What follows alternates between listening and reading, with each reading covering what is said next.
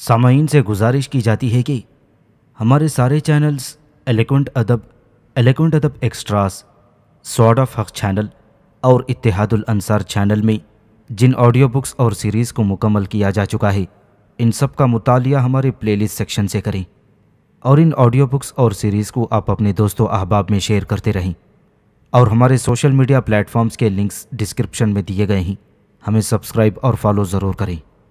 جزاک اللہ۔ بسم اللہ الرحمن الرحیم۔ تاریخ اسلامی ہندوستان کی عظیم تاریخ کا مکمل خاکہ، ایپیسوڈ 4، فرما روایان خاندان غزنوی، حکومت ہندوستان کی ابتدا۔ یہ ہم پہلے بیان کر چکے ہیں کہ عربوں کا حملہ ہندوستان کے مغربی ساحل پر زیادہ بار آور ثابت نہیں ہوا تھا، اور ریگستان سندھ سے آگے بڑھ کر ان کی حکومت اندرون ملک میں وسیع نہ ہو سکی تھی، جس کا بڑا سبب صرف یہ تھا کہ مرکز خلافت اس تحریک و پیش قدمی کی طرف سے غافل تھا اور اس نے کوئی توجہ اس طرف نہیں کی۔ اس لیے ہندوستان کی اسلامی حکومت حقیقتاً عربوں کی تاریخ سے بالکل جدا چیز ہے، اور اس کا تعلق صرف ترکوں سے ہے، جنہوں نے وسط ایشیا سے نکل کر مختلف ملکوں اور زمانوں میں اپنے فتوحات کے سیلاب سے ایک ہنگامہ برپا کر دیا اور ساری دنیا کو زیر زبر کر کے رکھ دیا تھا۔ خلافت بنی امیہ کے بعد جب مرکز خلافت بجائے دمشق کے بغداد قرار پایا، تو اسی کے ساتھ جو اہم اور تاریخ خیز تغیر نظام سلطنت میں پیدا ہوا وہ یہ تھا کہ خالص عربی حکومت میں ایرانی اثرات غالب ہونے لگے تھے، اور رفتہ رفتہ ایرانیوں نے عربوں کو ہٹا کر ان کی تمام ممتاز خدمتیں خود اختیار کر لی تھیں، جس کا نتیجہ یہ ہوا کہ جب خلافت زیادہ ضعیف ہو گئی تو تمام ایرانی امراء جو دور دراز صوبوں میں عامل مقرر تھے خود مختار بننے کی کوشش کرنے لگے تھے۔ چنانچہ انہی خود مختار حکومتوں میں سے ایک نہایت مشہور حکومت سامانی خاندان کی بھی تھی۔ جب حکومت خلافت میں ایرانی اثرات کے ساتھ ساتھ عربوں کی بے چینیاں بڑھیں اور اندرونی نزاعات نے زیادہ خطرناک صورت اختیار کر لی، تو خلفاء کو خود اپنی حفاظت کے لیے ایک ایسی جماعت کی ضرورت ہوئی جو عربوں اور ایرانیوں سے علیحدہ ہو۔ چنانچہ اس غرض کے لیے وہ ترک غلام منتخب کیے گئے جو فتوحات شمال میں اعلیٰ شمار کیے جاتے تھے۔ اس امر میں یہ شک نہیں کہ ترک غلاموں کی حفاظت میں جو بے انتہا شجاع تھے، خلفائے بغداد عربوں اور ایرانیوں کے خطرے سے تو بالکل مطمئن ہو گئے، لیکن وہ یہ نہ سمجھے کہ اس طرح وہ ایک تیسرے خطرے کو پرورش کر رہے ہیں جو عربوں اور ایرانیوں کے خطرے سے کہیں زیادہ تباہ کن ثابت ہونے والا ہے۔ چند دن تک تو ترک خاموش رہے، لیکن اس کے بعد انہوں نے اپنی آرزوؤں کو وسیع کرنا شروع کر دیا، حتیٰ کہ خلیفہ کا ازل و نسب بھی انہوں نے اپنے ہاتھ میں لے لیا تھا، اور مصر سے لے کر سمرقند تک تمام سلطنت اسلام میں ہر جگہ جلوہ ترکانہ نظر آنے لگا تھا، اور اپنے بھائیوں کے اس عروج و زوال کو دیکھ کر تمام ترک جماعتیں کوہستانوں سے نکل کر سارے ایران پر چھا گئیں۔ اور یہی وہ زمانہ تھا جب ایران کی سامانی حکومت 2 صدی کے بعد پاش ہو گئی، اور یہی وہ ہنگامہ تھا جس نے سب سے پہلے حملہ ہندوستان کی بنیاد کوہستان غزنی میں قائم کی تھی۔ الپتگین کی ترقی۔ انہی ترک سرداروں میں جو حقیقتاً ایک غلام کی حیثیت سے بڑھ کر آقا کے درجے تک پہنچ گئے تھے، ایک الپتگین بھی تھا جس نے صرف 2000 سواروں کی مدد سے قلعہ غزنی پر قبضہ کر کے 351 ہجری میں اپنی مستقل حکومت قائم کر لی، اور اسی الپتگین کا غلام سبکتگین تھا جس نے پہلی مرتبہ ہندوستان پر حملہ کیا تھا، اور پھر بعد میں اس کے بیٹے محمود غزنوی فاتح سومنات نے حکومت ہندوستان کے راستے کو مسلمانوں کے لیے صاف اور آسان بنا دیا تھا۔ سبکتگین کے متعلق منہاج سراج نے بروایت امام ابو الفضل بیہقی لکھا ہے کہ عبد الملک نوح سامانی فرمانرواں کے عہد میں ایک سوداگر نصر حاجی نامی اسے ترکستان سے خرید کر بخارا لایا تھا، اور الپتگین نے جو اس وقت امیر حاجب کے درجے پر ممتاز تھا اسے مول لے لیا تھا۔ چونکہ سبکتگین کی اطوار و عادات سے حد درجے فراست و ذہانت پیدا تھی، اس لیے الپتگین نے اسے بہت جلد لشکر کا سپہ سالار بنا دیا، اور بعض مورخین کا بیان ہے کہ اپنی لڑکی سے شادی بھی کرا دی۔ سبکتگین کے سلسلے نسب کے متعلق طبقات ناصری میں بروایت ابو القاسم حمادی مصنف تاریخ مجدول تحریر ہے کہ جب یزگرد شہر یار ایران حضرت عثمان رضی اللہ تعالیٰ عنہ کی خلافت میں بمقام مرو ہلاک ہوا تھا تو اس کے ساتھ ہی ترکستان چلے آئے تھے اور یہاں قرابت پیدا کر لی، اس لیے 5 واسطوں سے سبکتگین کا سلسلہ نسب یزجرد سے ملتا ہے۔ سبکتگین کا مورث اعلیٰ یزجرد ہو یا کوئی اور ہو، اس میں کلام نہیں کہ 5 پشتوں کے بعد اسے سوائے ترکیوں نسل کہنے کے اور کچھ نہیں کہا جا سکتا، اور اس میں جو شجاعت و جلاوت پائی جاتی تھی اس کا تعلق ترکستان ہی کی آب و ہوا سے تھا، نہ کہ یزجرد کے ایرانی خون سے۔ پھر جب الپتگین کا انتقال ہوا تو اس کا بیٹا اسحاق تخت نشین ہوا، لیکن 1 سال بعد یہ بھی مر گیا، اور بلقاتگین جو اس وقت جماعت اتراک میں سب سے زیادہ بزرگ اور الپتگین کے ساتھ نسبت غلامی بھی رکھتا تھا، اس کا جانشین بنا۔ یہ بھی صرف 2 سال زندہ رہا اور اس کے بعد امیر پیری حکمران ہوا۔ چونکہ یہ فسادی اور ظالم شخص تھا، اس لیے غزنی کی ایک جماعت نے ابو علی انوکو جو پہلے یہاں کا حاکم تھا اور جسے الپتگین نے نکال دیا تھا، اسے دعوت دی گئی، لیکن سبکتگین نے اسے آنے نہیں دیا۔ اس کے بعد چونکہ لوگ امیر پیری سے تنگ آ گئے تھے، اس لیے بالاتفاق سبکتگین کو بتاریخ 27 شعبان 366 ہجری فرما روا تسلیم کر لیا گیا۔ حکومت غزنی گو الپتگین ہی کے وقت میں بالکل علیحدہ تھی، تاہم خفیف سا تعلق سامانی حکومت سے باقی تھا، اور غزنی کا فرمانرواں فی المانی سلطنت بخارا کا ماتحت سمجھا جاتا تھا۔ لیکن جب سبکتگین یہاں کا فرمانرواں ہوا تو اس نے حقیقی معنوں میں غزنی کی حکومت کو بالکل علیحدہ کر لیا، اور سامانی حکومت جو خود ہی اپنی زیست کے آخری لمحات سے گزر رہی تھی، پھر افغانستان کو اپنے ساتھ شامل نہ کر سکی۔ سبکتگین نے تخت نشین ہوتے ہی حدود سلطنت کو وسیع کرنے کی فکریں شروع کیں۔ اتفاق سے اسی زمانے میں بست کے فرمانروا نے سبکتگین کی امداد چاہی اور وعدہ کیا کہ اگر اس کی امداد سے وہ دوبارہ بست پر قابض ہو گیا تو ہمیشہ مطیع رہے گا۔ سبکتگین نے اس کی مدد کی، اور یاتور کو جو وہاں کا قابض ہو گیا تھا اسے نکال کر توغا کو حکمران بنا دیا، لیکن توغا نے سبکتگین کو دھوکہ دیا، اس لیے سبکتگین نے قلعہ بست پر قبضہ کر لیا۔ اس قبضے سے چاہے کچھ فائدہ ہوا ہو یا نہ ہو، لیکن ابو الفتح علی بن محمد کا ہاتھ آ جانا جو بست میں خانہ نشین تھا، سبکتگین کے لیے بڑی نعمت تھی۔ یہ شخص بہت سے فنون کا ماہر تھا اور فن کتابت میں تو نظیر نہ رکھتا تھا۔ جب بست پر قبضہ ہو گیا تو سبکتگین نے قصدار کی طرف توجہ کی۔ قصدار غزنی کے قریب واقع تھا اور یہاں کا فرمانروا اس وقت تک تخت غزنی کا ماتحت سمجھا جاتا تھا۔ اب یہاں کے فرمانروا نے سبکتگین سے بغاوت کی، کیونکہ اس کے نزدیک کوہستان کے سخت راستوں کو طے کرنا اور وہاں کے ناقابل تسخیر قلعے پر قابض ہو جانا امیر سبکتگین کے بس کی بات نہ ہوگی۔ لیکن تجربے نے اس کے خیال کو غلط ثابت کر دیا، کیونکہ امیر سبکتگین نے بغاوت کی خبر سنتے ہی حملہ کر دیا اور بہت جلد قصدار پر قابض ہو گیا۔ سبکتگین کا حملہ ہندوستان پر۔ فتح بست و قصدار کے بعد امیر سبکتگین حدود ہندوستان کی طرف متوجہ ہوا اور چند ایسے مقامات پر قابض ہو گیا جن کا تعلق حکومت پنجاب سے تھا۔ جب یہاں راجہ جے پال کو خبر پہنچی تو ایک بڑی فوج کے ساتھ، جس میں بہت سے ہاتھی بھی تھے، وہ آگے بڑھا اور کئی دن تک جنگ جاری رہی۔ اتفاق سے اسی زمانے میں سخت برف باری ہوئی اور جے پال کی فوج جو کبھی اس منظر سے آشنا نہ تھی، خائف ہو کر بددل ہو گئی۔ جے پال نے اطاعت اختیار کی اور بہت کچھ زر فدیہ دینے کا وعدہ کر کے واپس ہوا۔ محمود نے اول اس اظہار اطاعت کی مخالفت کی، لیکن سبکتگین جو خون ریزی کو پسند نہ کرتا تھا وہ مان گیا، اور چند معتبر آدمی جے پال کے ساتھ کیے گئے تاکہ اس کے صداقت وعدے کا حال معلوم ہو جائے۔ جب جے پال دور نکل آیا تو وہ اپنے وعدے سے منحرف ہو گیا اور امیر سبکتگین کے بھیجے ہوئے آدمیوں کو اس نے قید کر لیا۔ جس وقت یہ خبر غزنی پہنچی تو امیر سخت برہم ہوا اور دوبارہ حملہ کرنے کی غرض سے ملتان کی طرف بڑھا۔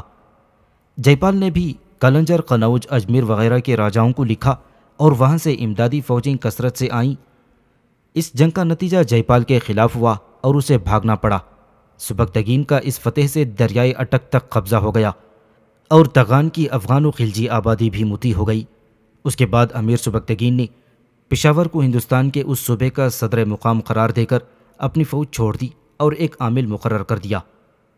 فتوحات ہند کی طرف سے فارغ ہونے کے بعد امیر سبکتگین امیر نوح سامانی فرما رواں کی کمک کے لیے روانہ ہوا اور اس ذریعے سے خراسان کی طرف بھی اس کے اثرات قائم ہو گئے۔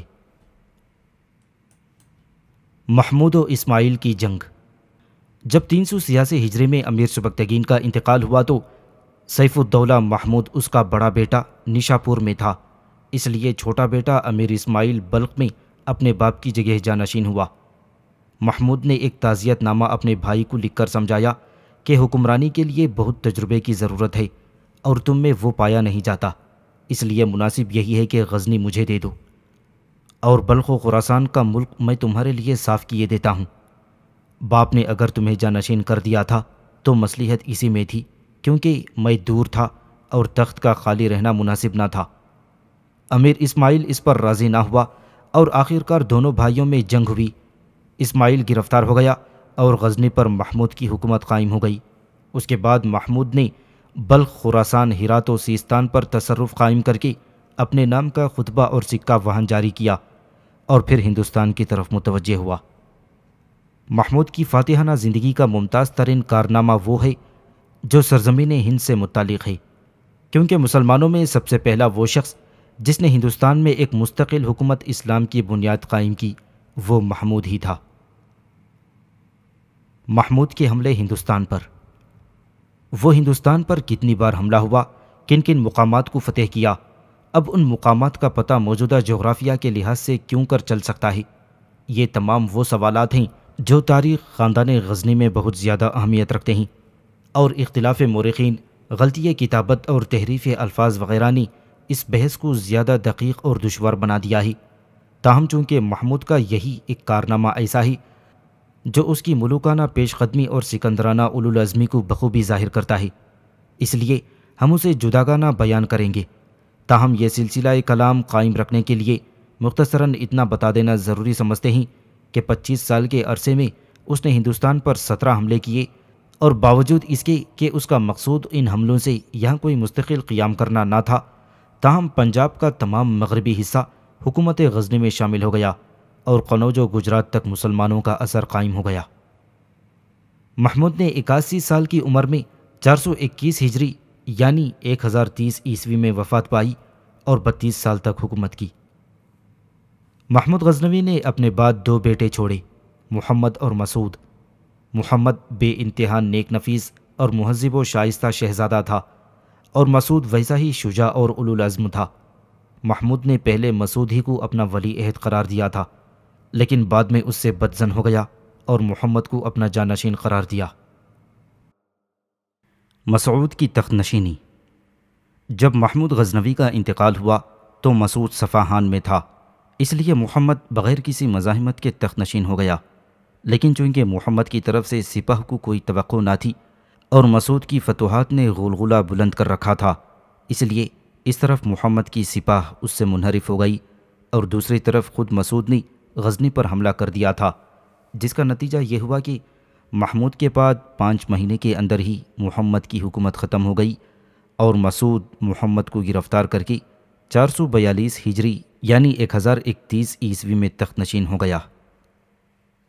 اب ہرچند مسعود کے عہد میں ہندوستان کی طرف سے خصوصیت کے ساتھ کوئی توجہ نہ ہو سکی، اور اس کا بڑا سبب یہ تھا کہ سلجوقیوں کا خطرہ بڑھتا جا رہا تھا اور وہ وسط ایشیا کے اندر اپنے مقبوضات کے تحفظ میں مصروف تھا، لیکن پھر بھی اس نے اپنے باپ کے مفتوحہ ملک کی طرف سے غفلت نہیں کی اور 1 سے زائد مرتبہ ہندوستان پر حملہ آور ہوا۔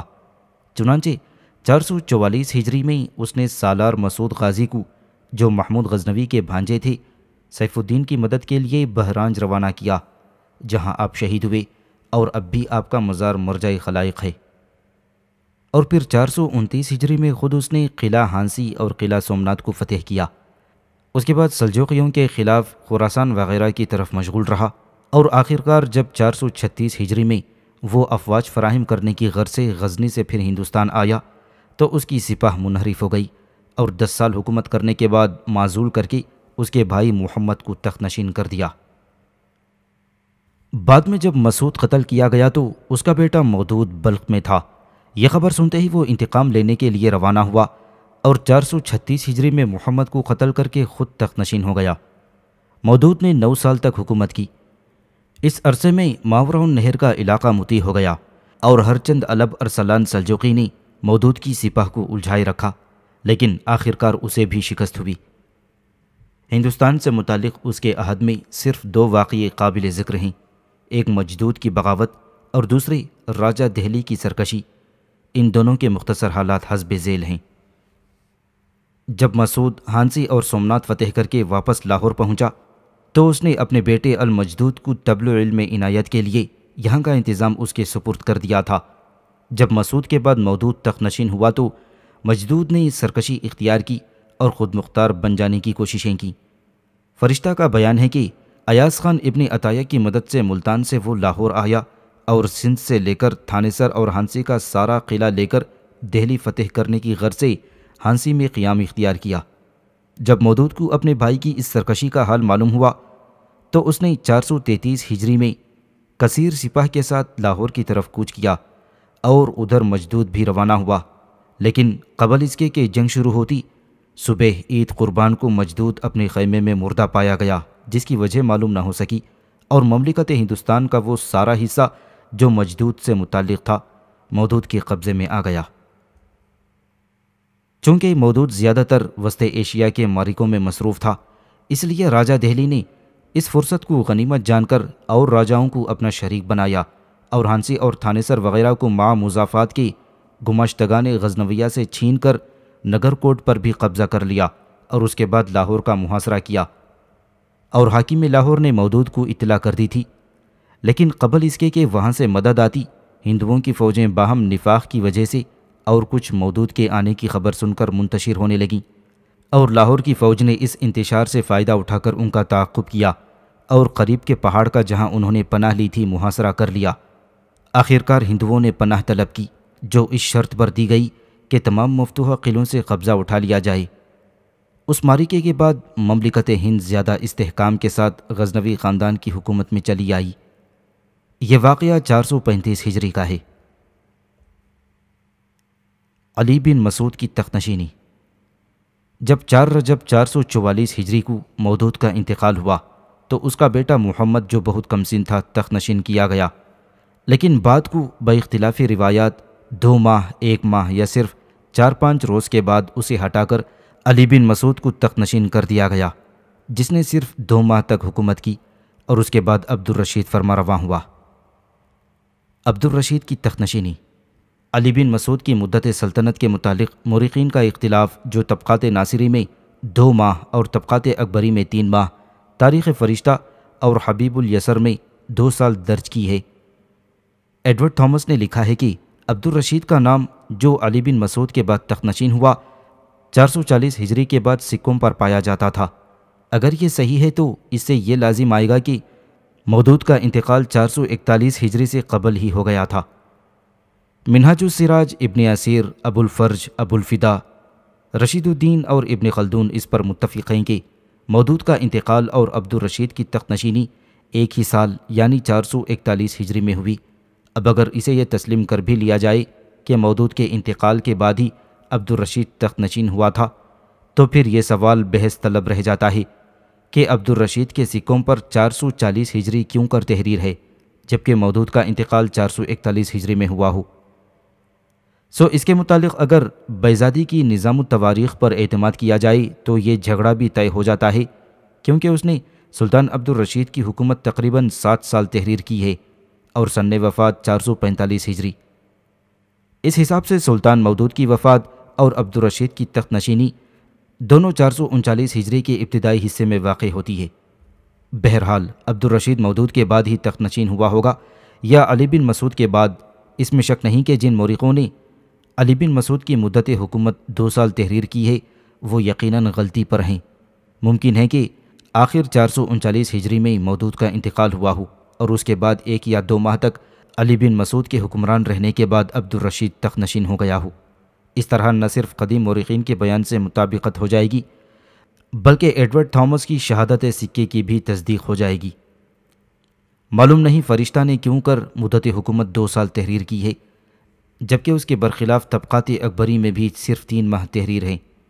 عبدالرشید جسے منہاج السراج بہاؤالدولہ کے لقب سے یاد کیا کرتے ہیں، اس کی ولدیت کے متعلق مورخین کا اختلاف ہے۔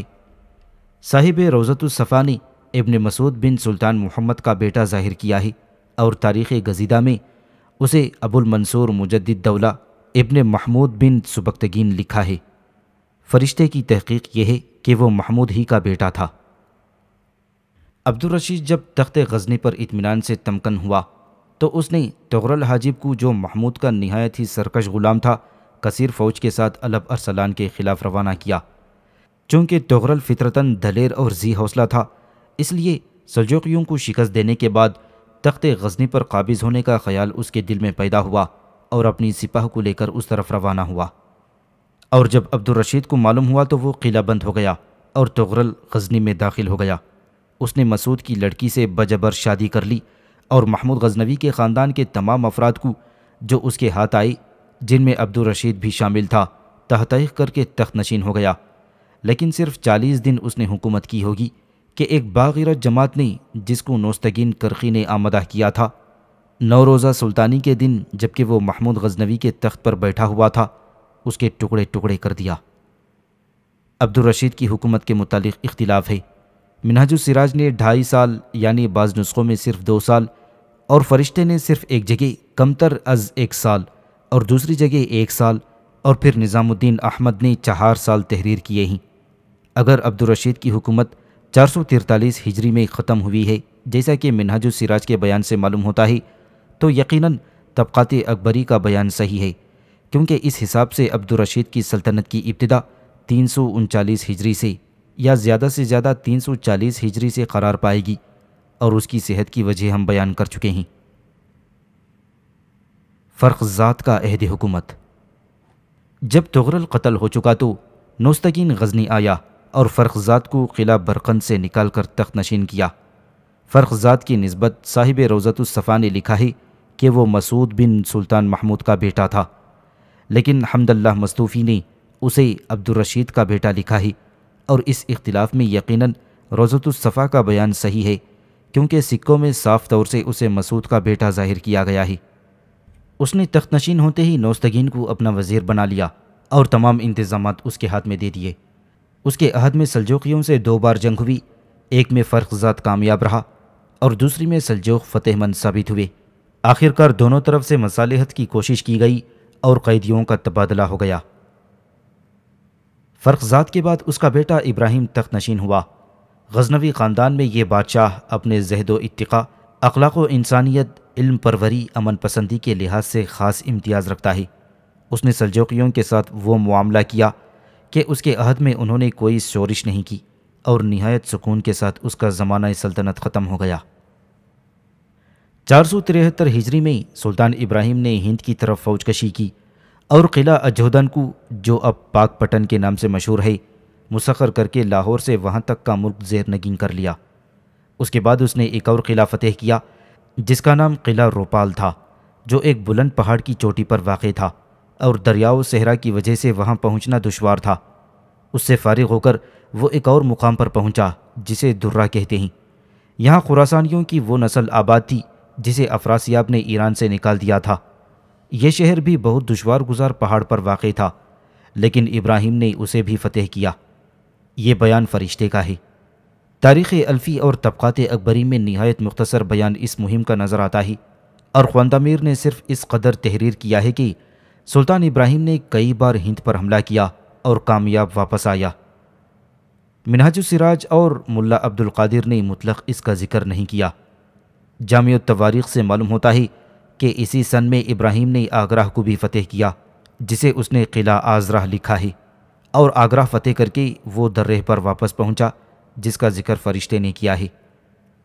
سلمان یعنی مشہور شاعر نے بھی فتح آگرہ کا ذکر کیا ہے، جیسا کہ اس کے کلام سے ظاہر ہوتا ہے۔ سلطان ابراہیم کی مدت حکومت اور سن وفات کے متعلق مورخین کا اختلاف ہے۔ منہاج السراج نے لکھا ہے کہ اس نے 42 سال کی حکومت کی اور 492 ہجری میں انتقال کیا۔ تاریخ گزیدہ نے بھی یہی تاریخ لکھی ہے، اور طبقات اکبری میں 481 ہجری ظاہر کیا گیا ہے۔ فرشتہ اور خواندہ میر نے اس اختلاف کو ظاہر کرتے ہوئے دونوں سن تحریر کر دیے ہیں، لیکن سکوں کے دیکھنے سے معلوم ہوتا ہے کہ ابراہیم نے واقعی 42 سال کی حکومت کی، اس لیے اس کا سن وفات 492 ہجری ہونا چاہیے۔ مسعود کی تخت نشینی۔ ابراہیم کے بعد اس کا بیٹا مسعود بن ابراہیم تخت نشین ہوا۔ اس کے عہد میں لاہور حکومت ہند کا مرکز قرار پایا اور حاجب توغاتگین نے گنگا کو عبور کر کے ہندوستان پر حملہ کیا، لیکن مورخین نے جگہ کا تعین نہیں کیا ہی، صرف اس قدر لکھا ہی کہ سوائے محمود کے وہاں کوئی اور اس وقت نہیں پہنچ سکا تھا۔ اس کی مدت حکومت میں بھی اختلاف پایا جاتا ہے۔ منہاج السراج نے تاریخ وفات 509 ہجری اور مدت حکومت 17 سال ظاہر کی ہے۔ تاریخ گزیدہ میں لکھا ہے کہ 508 ہجری میں اس کا انتقال ہوا اور اس کا بیٹا کمال الدولہ شہرزاد تخت نشین ہوا، لیکن ایک سال کے بعد 509 ہجری میں ارسلان شاہ جو اس کا بھائی تھا اس نے شہرزاد کو قتل کر دیا اور خود تخت نشین ہو گیا۔ فرشتے نے بھی اس کی تصدیق کی ہے۔ طبقات اکبری اور طبقات ناصری میں شہرزاد کا کوئی ذکر نہیں ملتا۔ سکوں کے دیکھنے سے معلوم ہوتا ہے کہ علاؤدین شہرزاد نے یقیناً 1 سال حکومت کی ہے، اس لیے مسعود کی وفات 508 ہجری اور مدت حکومت 16 سال درست معلوم ہوتی ہے۔ ارسلان شاہ کی تخت نشینی۔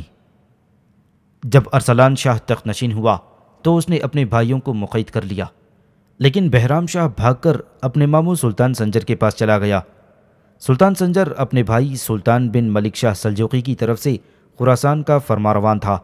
ارسلان شاہ نے بہت کوشش کی کہ سلطان سنجر بہرام شاہ کی مدد نہ کرے، لیکن وہ نہیں مانا اور آخرکار ارسلان شاہ کو افواج سنجر کے مقابلے میں شکست ہوئی اور یہ بھاگ کر ہندوستان چلا آیا۔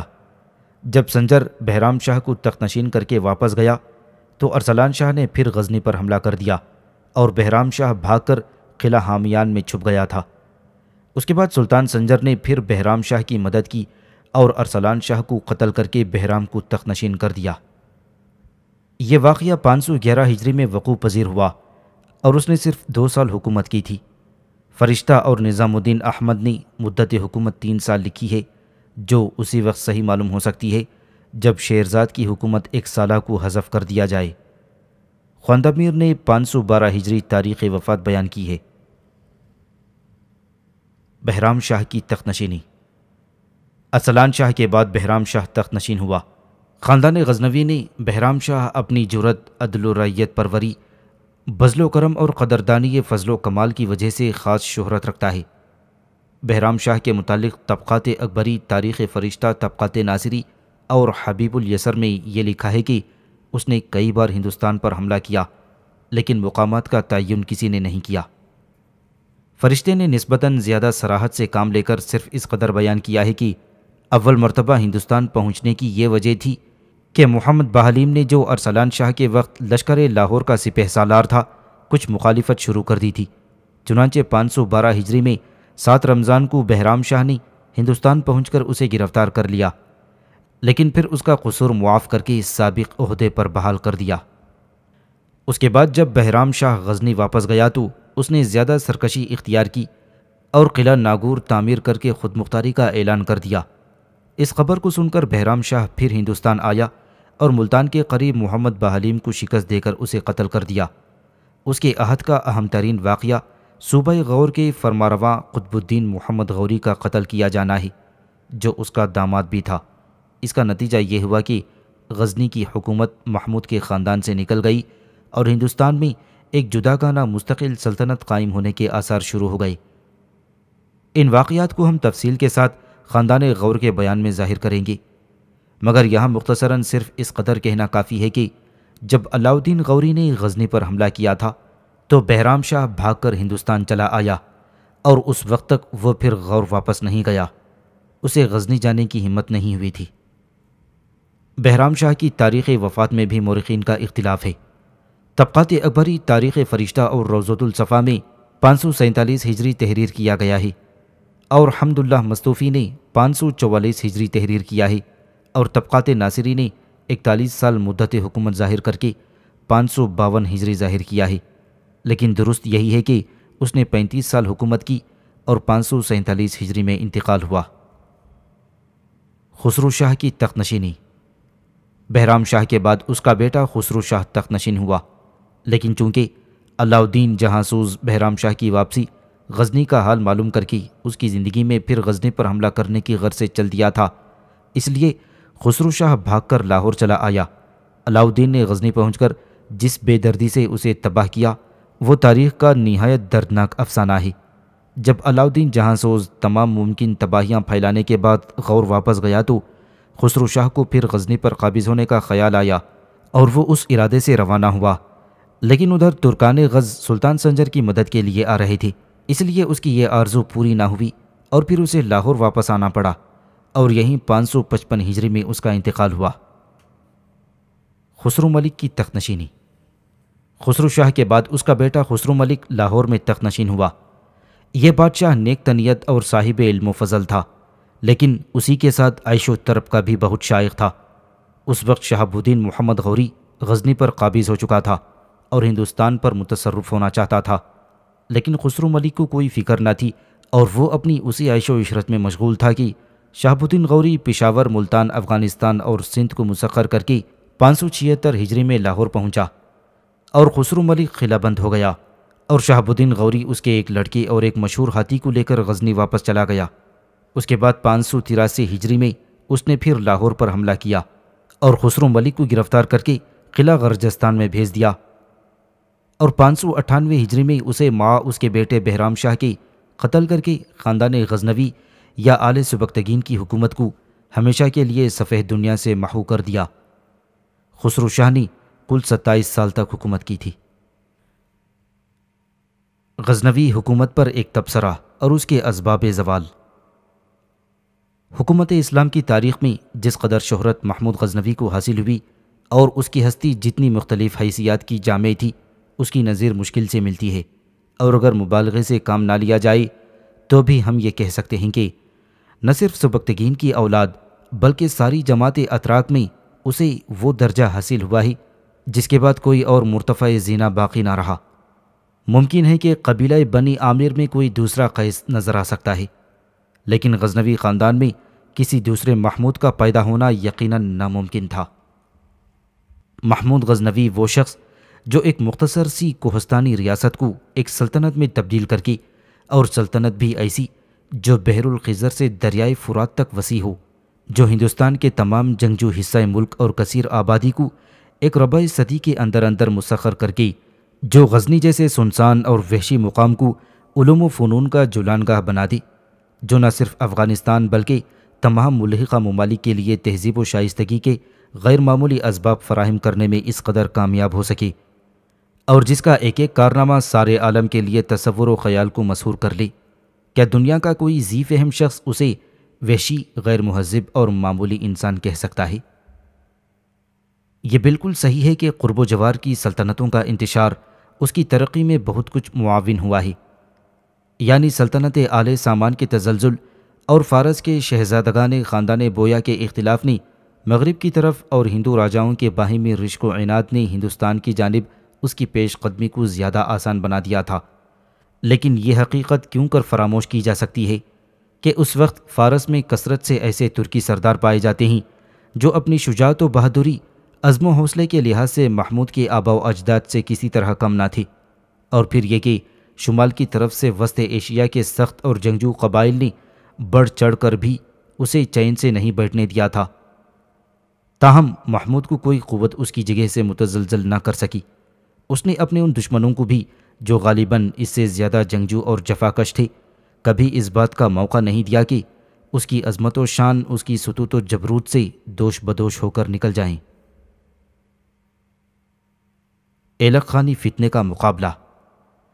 جب ایلک خان ترکوں کے نہایت خونخوار سردار نے اپنے محیب اور بے شمار سواروں کے ساتھ خراسان پر حملہ کیا تو وہ وقت محمود کے لیے نہایت سخت تھا، کیونکہ عنان سلطنت ہاتھ میں لیے ہوئے بہت قلیل زمانہ گزرا تھا، ملک پر اچھی طرح قابض بھی نہ ہو سکا تھا، اور تمام قرب و جوار میں محمود کے خلاف سازشیں ہو رہی تھیں، لیکن اس نے اس ایلک خانی سیلاب کی مطلق پرواہ نہ کی اور اپنی فوج کی کمان خود اپنے ہاتھ میں لے کر مقابلے کے لیے روانہ ہو گیا۔ اب دیکھنا یہ ہے کہ جو سلطنت محمود جیسی ہستی کے عزائم پر قائم ہوئی تھی وہ کیوں 2 صدی سے زیادہ قائم نہ رہ سکی، اور اس کے اسباب کیا تھے۔ آپ جس قوم کی تاریخ اٹھا کر دیکھیں گے تو معلوم ہوگا کہ وہ کچھ نہیں ہے مگر ایک افسانہ 2 باب میں منقسم ہے۔ ایک باب وہ جو مخصوص ہے جرات و بصالت اور شکوت و عظمت کے لیے، اور دوسرا وہ جس میں انتشار و ابتری کے بعد تصویر نظر آتی ہے زوال و احتشام کی۔ پھر خاندان غزنوی کی تاریخ میں چونکہ محمود نے پہلے باب کی تکمیل کر دی تھی، اس لیے اس کے بعد دوسرے حصے کا شروع ہونا ضروری تھا، اور فطرت اپنے اصول کو کسی طرح بدل نہ سکتی تھی۔ یہ تھا مختصر ترین بیان عروج و زوال کے اس فلسفے کا جو اپنے اصول کا بلا انتشار تمام قوموں پر نافذ کر دیتا ہے، اور خاندان غزنی بھی اس سے محفوظ نہ رہ سکا۔ لیکن یہاں اس اختصار کی ذرا تفصیل بھی سن لیجئے۔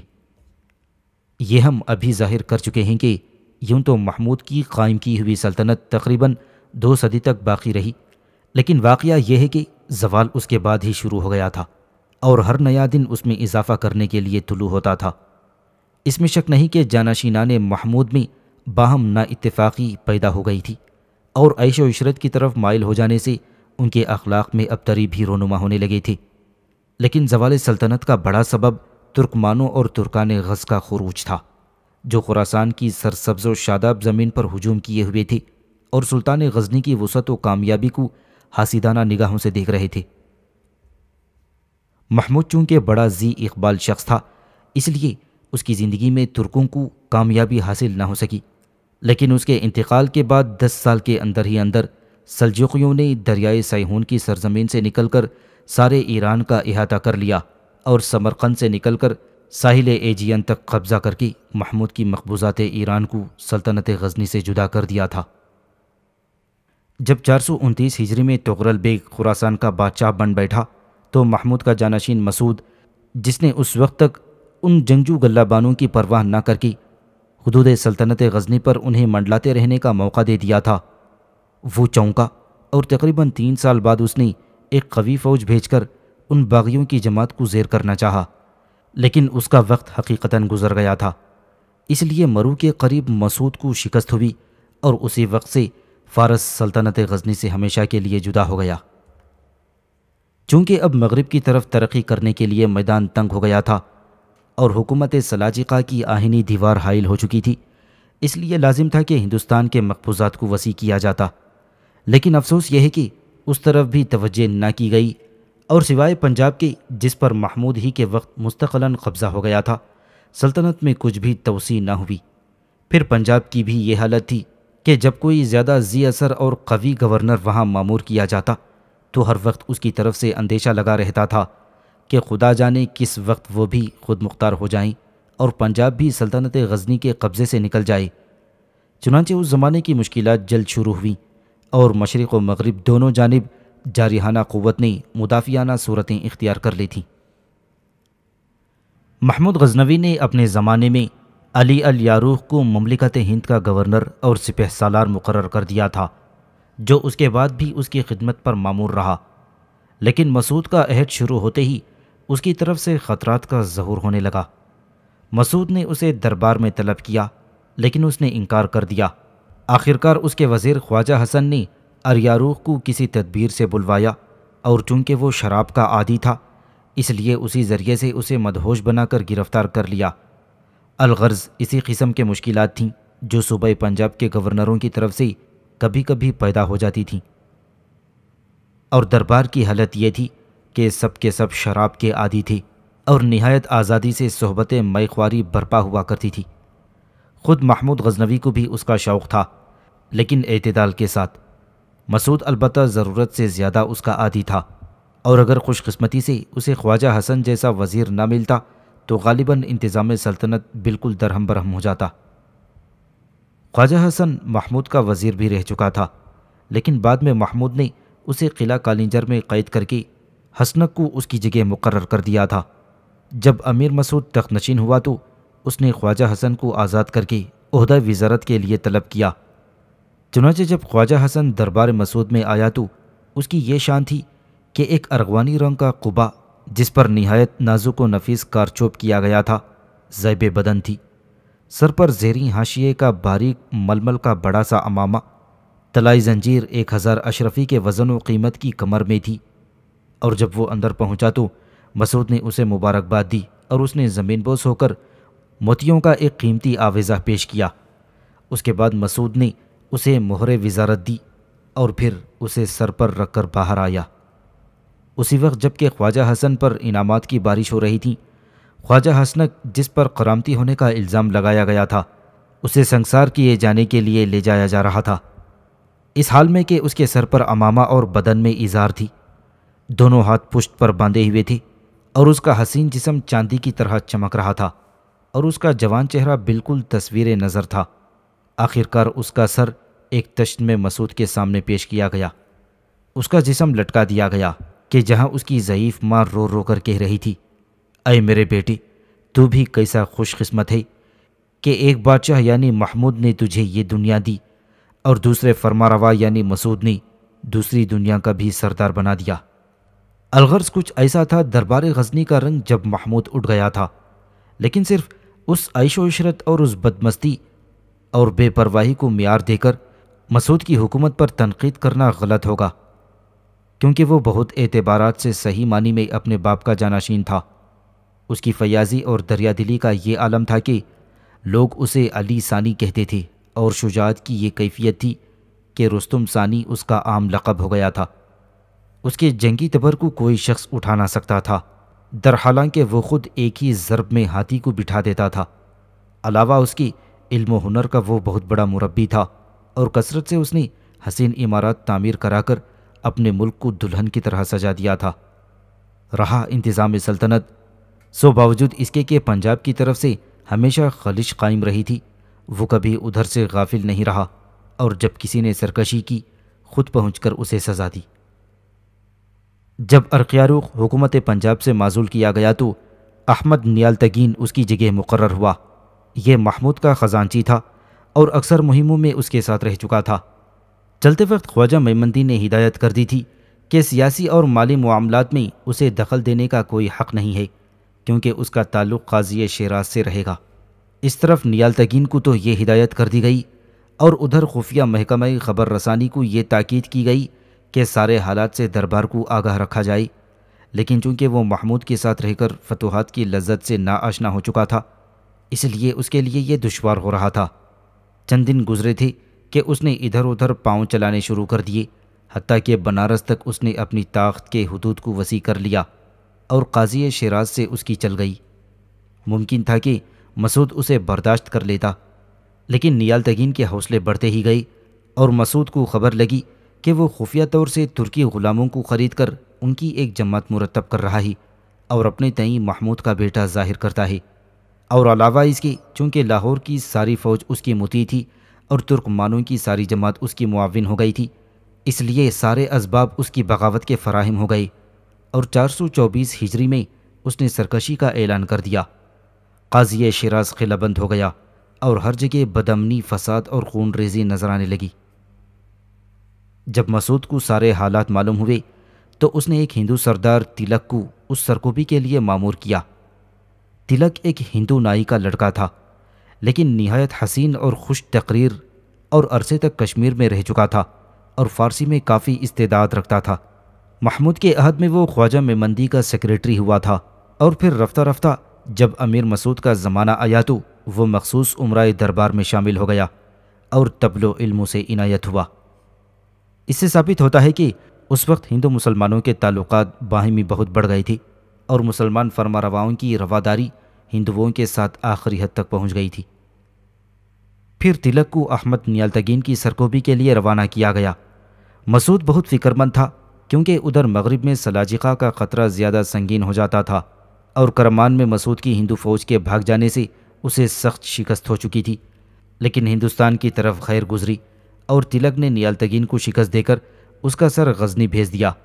یہ بھی فتنہ فرو ہوا، اور پھر مسعود اس کامیابی سے اس قدر مسرور ہوا کہ اس نے خود ہانسی پر دوبارہ حملہ کرنے کا ارادہ مصمم کر لیا۔ ہر چند وزراء نے اسے سمجھایا کہ یہ وقت غزنی چھوڑنے کا نہیں ہے، لیکن اگر سلجوقیوں نے خراسان یا اس کا ایک گاؤں لے لیا تو ہانسی پر 10 بار جہاد کرنا بھی اس کی تلافی نہیں کر سکتا۔ لیکن مسعود نہیں مانا اور چل دیا۔ مسعود نے خواجہ میمندی کو غزنی میں اپنے قائم مقام رکھا، اور شہزادہ مودود کو بلخ کا وائسرائے مقرر کر کے 425 ہجری میں کابل ہوتے ہوئے ہندوستان کا سفر کیا۔ راستے میں وہ بیمار ہوا تو شراب سے توبہ کی اور سارا آبدار خانہ تڑوا کر خم کے خم دریائے جہلم میں لنڈوائے۔ الغرض قلعہ ہانسی پہنچا اور اسے فتح کر کے غزنی واپس آیا۔ یہاں پہنچ کر اسے معلوم ہوا کہ واقعی ہانسی جانا اس وقت اس کے لیے خلاف مصلحت تھا اور وزراء کا مشورہ بالکل درست تھا۔ اس وقت حالت یہ تھی کہ خراسان سلاجقہ کے ہاتھ میں چلا جا رہا تھا۔ ایران کا مغربی حصہ غزنی کے حلقہ اطاعت سے اپنی تئیں آزاد کر رہا تھا، اور ہر چند مسعود نے اس کی تلافی کرنے کی بہت کوشش کی، لیکن کوئی نتیجہ مرتب نہ ہوا۔ مرو کے قریب اسے شکست ہوئی اور یہ عالم اضطراب میں پھر ہندوستان کی طرف آیا کہ یہاں سے فوج فراہم کر کے وہ سلاجقہ پر مقابلہ کرے، لیکن جو ہی اس نے دریائے سندھ کو عبور کیا، باغی فوج نے اسے گرفتار کر کے اس کے بھائی کو تخت نشین کر دیا اور چند دن بعد اسے قتل کر دیا گیا۔ اس طرح مسعود ناوقت مارا گیا۔ اس میں شک نہیں کہ پہلی غلطی تو مسعود نے یہ کی تھی کہ وہ خراسان کی طرف منہ موڑ کر ہانسی آیا، اور اس سے زیادہ نادانی یہ ہوئی تھی کہ سلاجقہ کے خوف سے اس نے پھر غزنی چھوڑ کر ہندوستان کا ارادہ کیا۔ سلجوقیوں نے حقیقتاً اس وقت تک غزنی کا قصد نہ کیا تھا، بلکہ وہ صرف ایران کے خواہش مند تھے، چنانچہ وہ وہیں سے واپس گئے۔ اس کے بعد مودود یعنی مسعود کا لڑکا اپنے باپ کا انتقام لینے کی غرض سے آیا اور اپنے چچا کو گرفتار کر کے تخت نشین ہو گیا۔ مسعود کے بعد اس کے جانشینوں نے 1 صدی سے زائد مدت تک غزنی کے کوہستانی علاقے پر حکومت کی، لیکن ضعف و انحطاط بڑھتا ہی جا رہا تھا، اور محمود کے کارناموں پر جتنے زائد دن گزر رہے تھے، اسی قدر غفلت آل سبکتگین میں پیدا ہوتا جا رہا تھا۔ اس خاندان کے جتنے افراد نے حکومت کی، ان کا ذکر نام با نام اس سے قبل ہو چکا ہے، لیکن چونکہ مسعود کے بعد کسی کی حکومت سیاسی نقطہ نظر سے اہمیت نہیں رکھتی، اس لیے ہم جداگانہ تنقید نہیں کر سکتے۔